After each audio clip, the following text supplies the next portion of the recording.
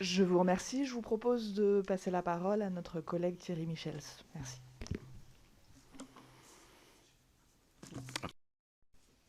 Oui, merci Madame la Présidente, Mesdames et Messieurs les rapporteurs, Messieurs la Cour des comptes, merci beaucoup pour ce rapport très, très riche sur un sujet effectivement qui est essentiel. Et au début de votre présentation, j'ai cru avoir un scoop par rapport à l'importance des dépenses en prévention en santé.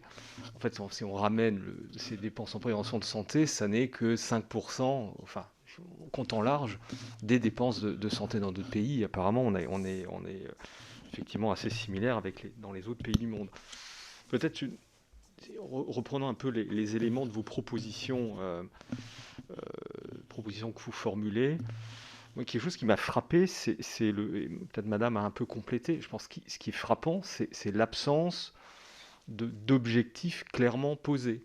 C'est-à-dire j'ai l'impression qu'on est beaucoup sur des objectifs de moyens qu'on met en œuvre, mais finalement, ce que vous avez souligné au début, l'importance de mettre le citoyen finalement au cœur, dire mais finalement, qu'est-ce qu'on souhaite pour la santé de nos concitoyens. Donc finalement, vous le notez, on voit l'évolution du nombre du diabète, l'évolution du nombre de cancers du tabac, enfin du poumon, etc., liés au tabac, et on voit les chiffres monter, mais j'ai l'impression qu'on ne dit jamais à aucun moment on veut avoir une réduction du nombre de cancers du poumon, etc., spécifique, et on mesure cet objectif. Je pense qu'on ne le dit pas de manière suffisante explicite. D'ailleurs, votre rapport, c'est intéressant, c'est que vous dites effectivement des résultats médiocres malgré les coûts, mais finalement, vous ne les mettez pas en regard des objectifs qu'il y avait. Alors, soit effectivement, ils ne sont pas assez bien formulés, soit on n'arrive pas à les mesurer, mais je pense qu'il y a vraiment je pense quelque chose qui est absolument clé ici.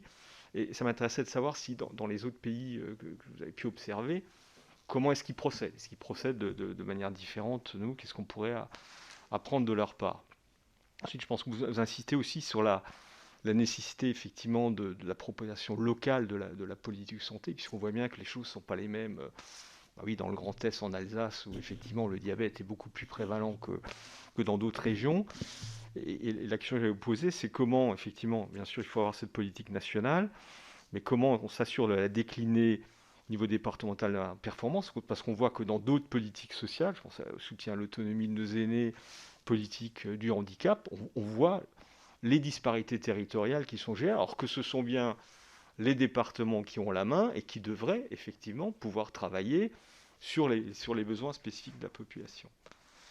Sur la question de l'obésité, hein, qui est un facteur sous-jacent à beaucoup de pathologies que vous décrivez, et c'est un sujet qui hélas, touche beaucoup ma région à Strasbourg. On a la chance d'avoir un centre spécialité obésité avec le professeur Mutter et Pesso, que je salue pour leur action.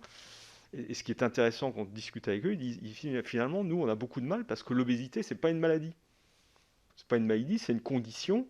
Et donc, on voit qu'ils sont effectivement démunis des moyens d'agir finalement sur le long terme.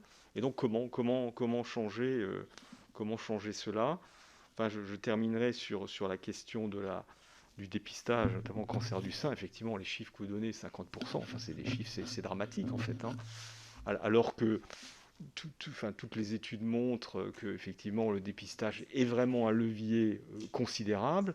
Et donc, comment est-ce qu'on fait pour pareil au niveau national, amener les personnes à se faire dépister, quels que soient d'ailleurs les dispositifs de dépistage? Je vous remercie. Merci, chers collègues.